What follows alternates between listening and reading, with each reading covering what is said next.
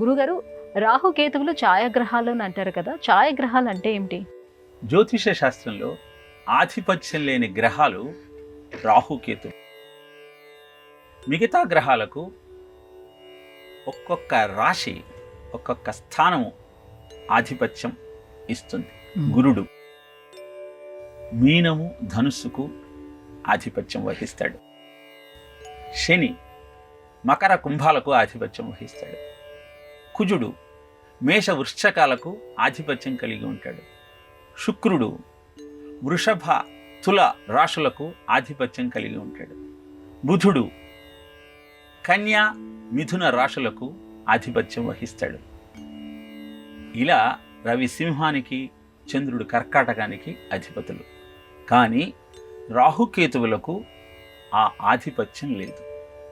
మరి ఇవి ఎలా ప్రవర్తిస్తాయి అంటే, ఇవి ఏ రాశిలో ఉంటే ఆ రాశి అధినాథుడు ఎలా ప్రవర్తిస్తాడో అదే ఆధిపత్యాన్ని వీటికి అందజేస్తాడు. ఇలా రాహుకేతువులను ఛాయాగ్రహాలుగా ఎందుకు చెప్పారు అని మనకు సందేహం కలుగుతుంది. మనము ఖగోళాన్ని పరిశీలించినట్టయితే సూర్యుడు మేషంలో ప్రవేశించి మీనం దాకా రావడానికి 12 నెలలు, 1 సంవత్సర కాలం పడుతుంది.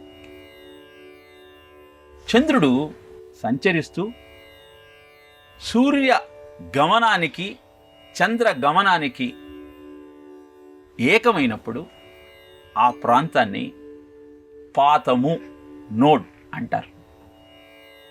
అలా సూర్య చంద్రుల గమనంలో ఆ రెండింటి గమనాల దారిలో ఏర్పడ్డ పాతమే రాహువు కేతువుగా చెప్పబడుతుంది.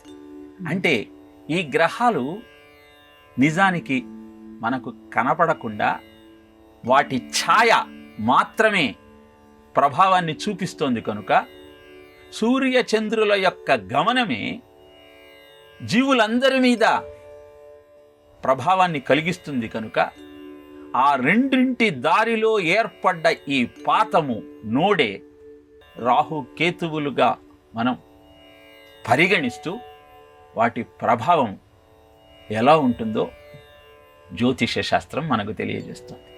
అందుకే రాహు కేతువులను ఛాయాగ్రహాలు